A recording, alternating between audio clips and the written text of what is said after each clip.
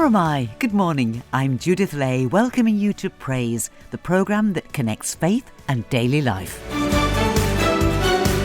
Manx Radio. If the shops and TV adverts are anything to go by, I think the world started preparing for Christmas sometime in October. But on the church calendar, it's today that marks the start of Advent, the 4 weeks of December when the church asks us to prepare for the great feast of Christmas in a way that doesn't involve any material things. Advent is the Latin word for coming, and there are 3 meanings of coming that Christians think about in Advent. The first happened about 2,000 years ago when Jesus came into the world as a baby, lived as a man, and died in order to open up to us the way to an everlasting life. Christians believe that there will be another coming one day when Jesus returns not as a baby but as a king, with a kingdom that has no end. But there's yet another coming, and it's happening now. In all the noise and busyness that surrounds Christmas, Jesus wants to come quietly into our lives with gifts that are free and last forever. Gifts of love, joy, peace and hope. And they come like a candle's flickering flame, driving out the darkness and showing us something wonderful. Like a candle flame, flickering small in our darkness, uncreated light shines through infant eyes.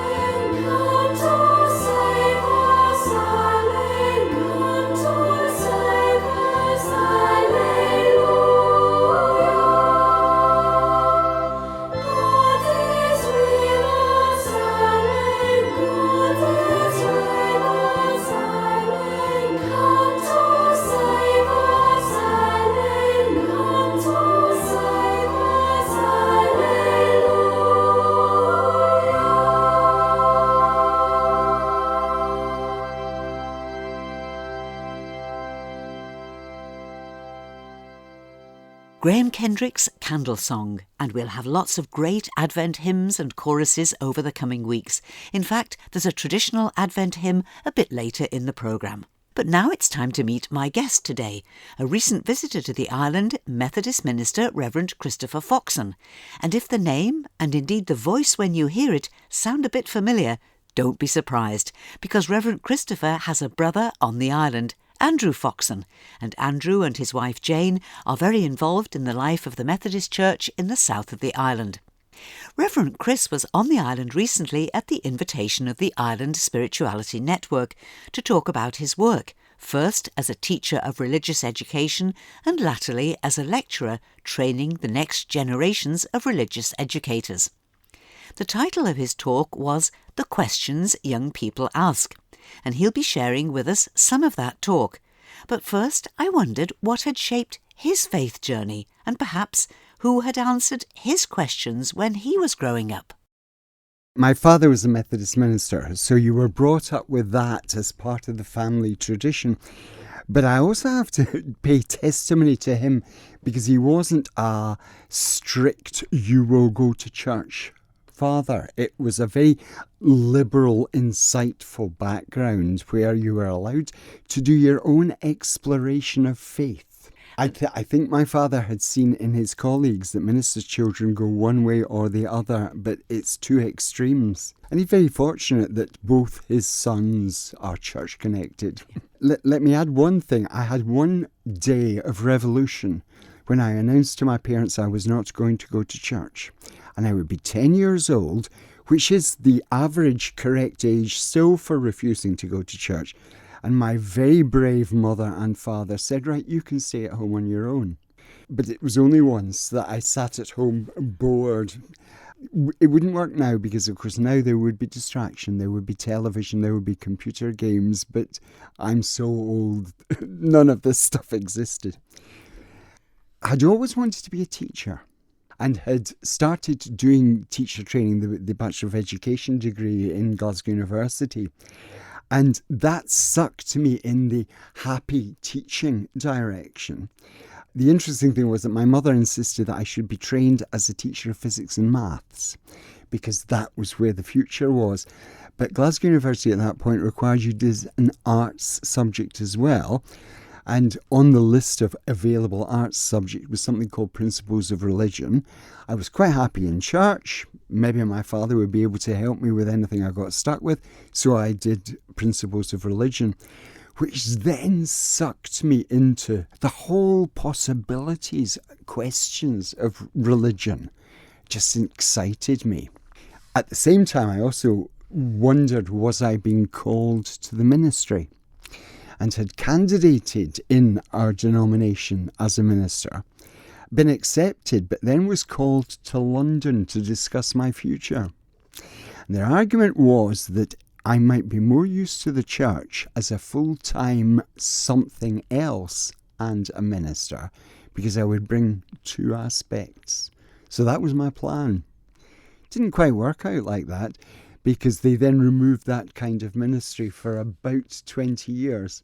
But I was happy teaching and still hanging around church and actually ended up a church organist. Let's just go to the talk that you've given to the Spirituality Network. Yes. Your topic that you chose, the questions that young people ask. Yes. And Chris, could you give us an idea of the things that you were talking about? Part of it had to be how we got to ask the question.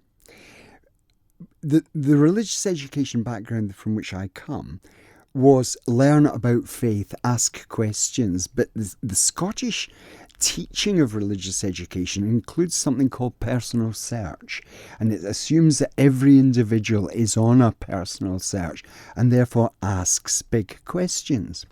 Now, when we were training teachers, we were convinced that students should be trained to deal with children's ultimate questions.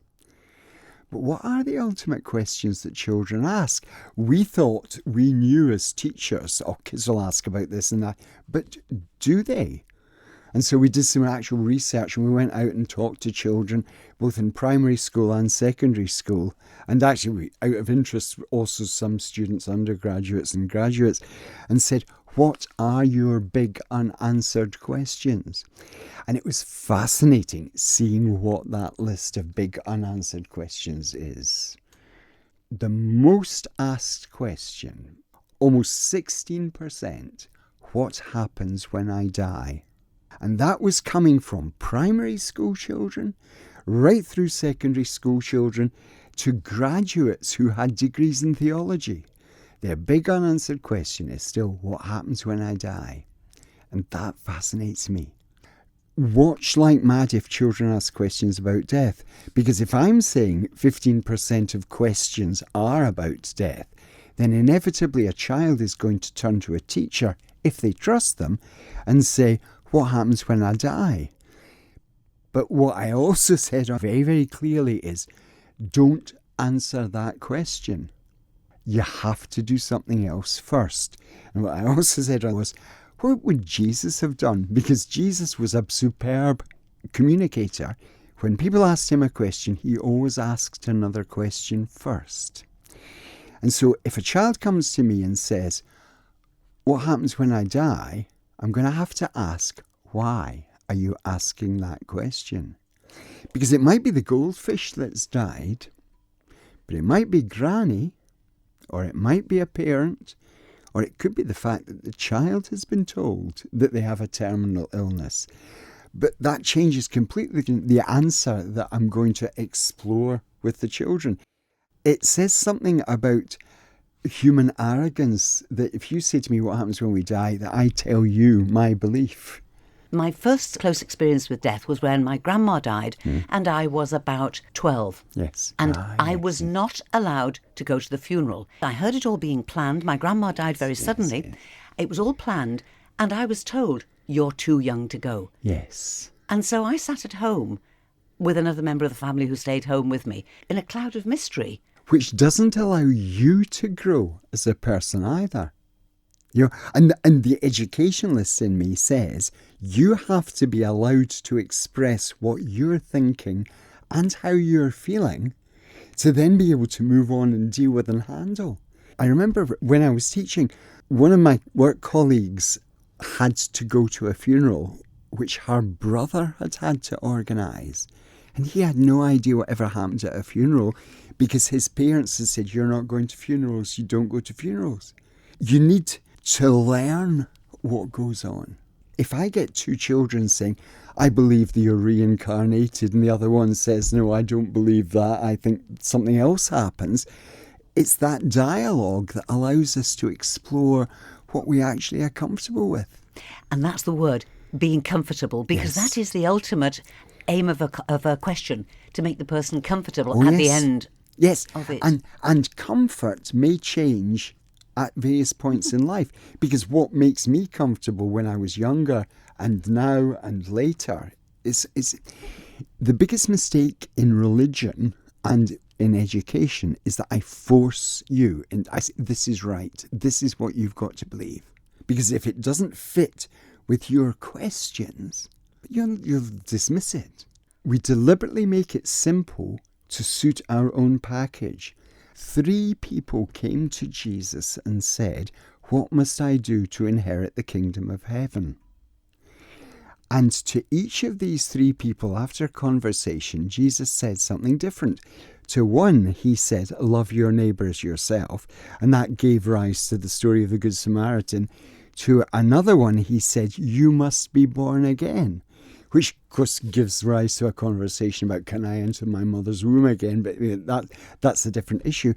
And to the third, he said, go and sell all you have and give it to the poor.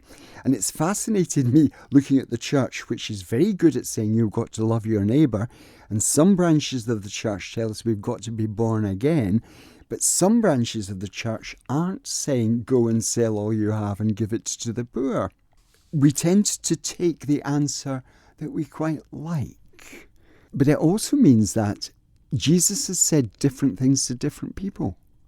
Most of us at some point in our life need to say, I need to start again. You know, it's not, I don't have to constantly keep starting again. Sometimes I just need to rethink. Yes, if I have got totally distracted with wealth or affluence at some kind of line, or, you know, what Jesus says else, you cannot serve 2 masters, you cannot serve money and God. If I've got the wrong focus at some point, then yeah, okay, go and sell all you have and give to the poor. But it may well be that I'm just not good at relating to other people, so go and love like your neighbour. We've got to say, okay, what do I need?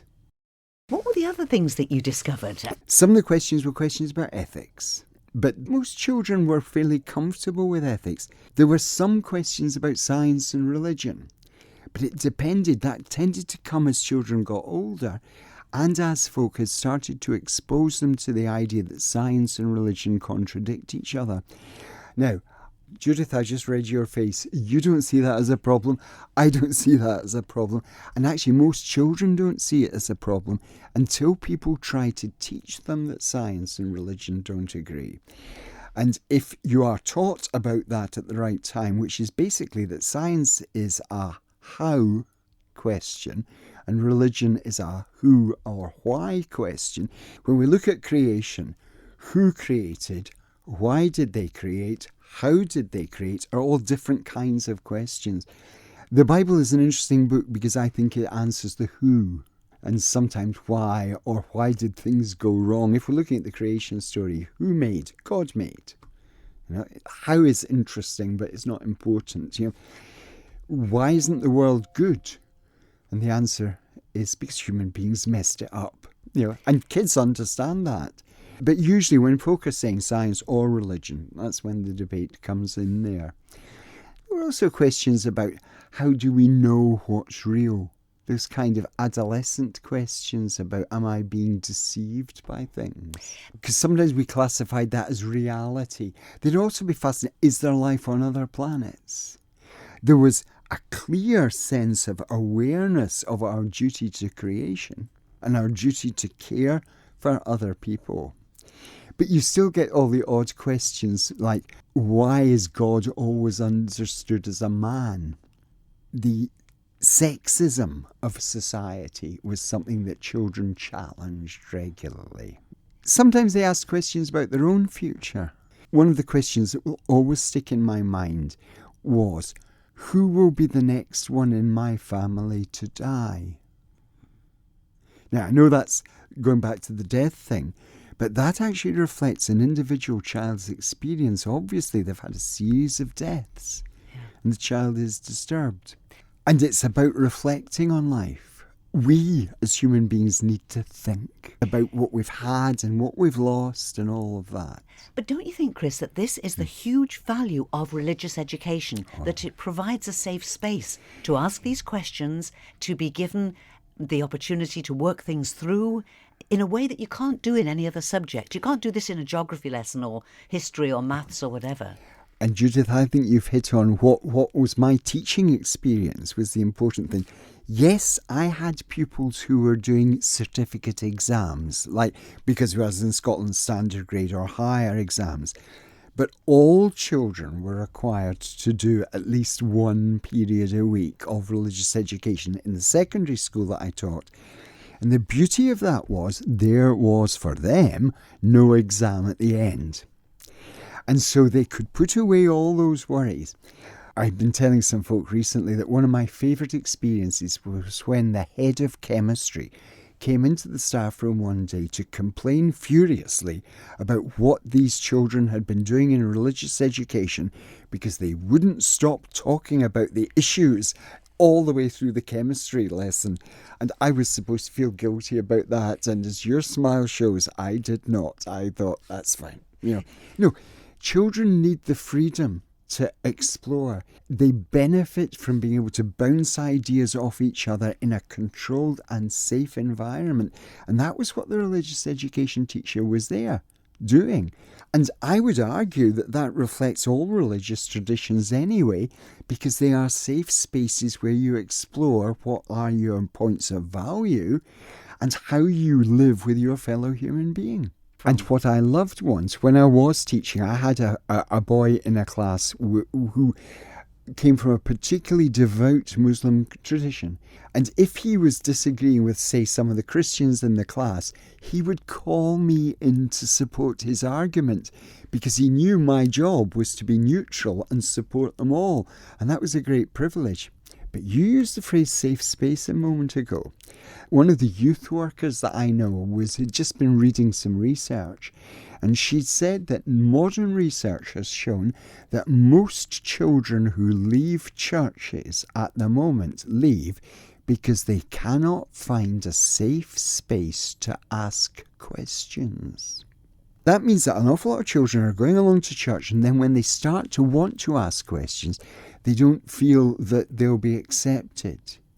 Part of life is doubt and questioning. You've got to be supported in your questioning. And if children are leaving churches because they're not allowed to ask questions, something's well wrong. It is. I'm remembering an incident, again, which I've quoted to some people since I came to the island. I have now started my 70th year. I had been sitting in the hairdresser's chair, and my hairdresser lady, she said, "Chris, you used to be a teacher in a secondary school," she said. "Then you worked in a college of education training teachers, and for most of that you've also been a minister. Now that you're old enough to have retired, which do you miss most?" Now, that was interesting. It certainly shut me up, which may well have been what she was trying to do. Ministers never retire, as I'm sure any minister who's listening will happily tell you. No, you're always there. Okay, your responsibilities will change a bit. But I sat and thought, and then came up with the answer. I missed teaching children. And when she said, "Why was that?" I said, "Because they keep me alive. They make me ask questions. I will have come to conclusions that I'm comfortable with. But they'll say, but have you not thought about?" They'll challenge your thinking. That was the exciting time. And we all benefit from that.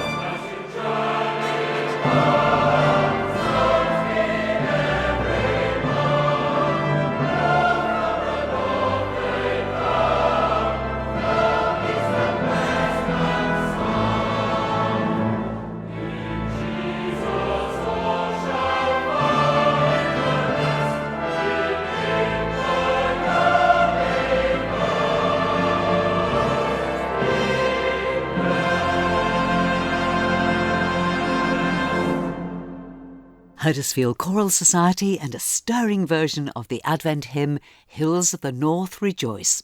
And before that, I was talking with Methodist minister and retired teacher, Reverend Christopher Foxon, about the questions that young people ask. Now, a question for you. Where do you stand on the subject of Christmas cards? I'm afraid you're going to get me in bah humbug mode here. First of all, my wife always presents me with a box of about 400 Christmas cards that we've got to send out. I'm sure I don't know 400 people, and I certainly can't think of 400 people I like. And then, the worst of all, round-robin letters, where people basically sit and boast how much more wonderful than my children their children are. And it's just such a depressing thing. I am a guilty purveyor of round-robin Christmas letters. No, actually, I like to try and be a little bit different and also sort of go where the others are not and miss the rush kind of thing. So I tend to leave it till January. I just feel it's a bit more chilled. I can actually report on what Christmas was like maybe as well. And you just think, right, it's going to arrive on someone's doorstep and not be buried by lots of others. It'll hopefully get read. I want to put in a good word for the round robin letter because I really enjoy getting letters from friends. It's maybe because I've got such good friends, and it's fantastic to hear every year from the families that you never meet at any other time, people that we've known well and sadly don't see and don't have any contact with because they live in some other part of the country. And in these Facebook days it's perhaps a slightly different matter, but even so it's great to get the letters and find out what everybody's up to. I will say this about Christmas cards. I do like them. I know that a lot of people complain about writing them and say, this is pointless. Why are we doing this? Look, it's a wave. It's saying hello to someone. It's saying, I remember you. Yes, I probably have liked something that you said or shared on Facebook, but here is a kind of more of a gesture. I've gone to the trouble of getting the card and the stamp. We've been making our own Christmas cards. This year we're using a Wordle, and we've taken the nativity story from Luke chapter 2 and changed it into a Wordle. A Wordle is a sort of word cloud where the size of the word reflects the frequency of which the word appears in the passage. And the biggest word, I think, is child, which is appropriate for a nativity story.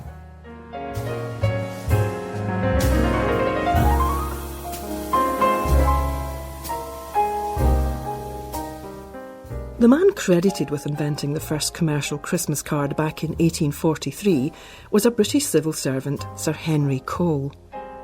It was designed initially as a way to encourage ordinary people to use the recently established uniform penny post. This guaranteed carriage and delivery of a letter between any two places in the United Kingdom, irrespective of the distance between them, for just one old penny. Some people nowadays fear that email and Facebook greetings may supplant the traditional card, but there's no sign of it so far. It seems that we love to send and receive Christmas cards just as much as our Victorian ancestors did.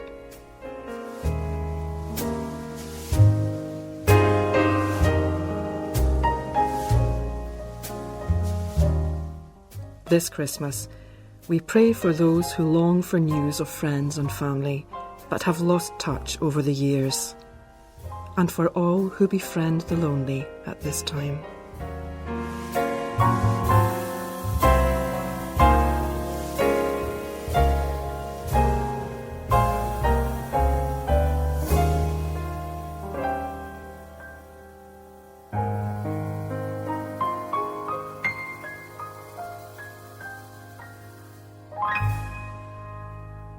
And that's all we've time for on Praise today.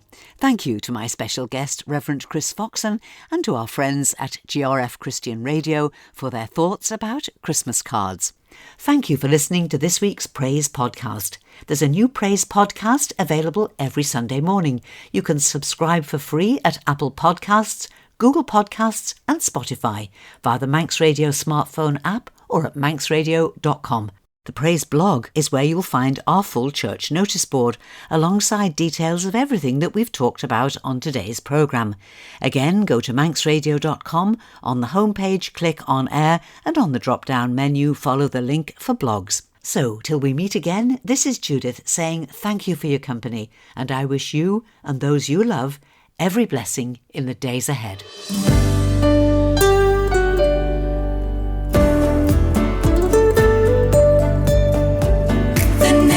Station, Manx Radio.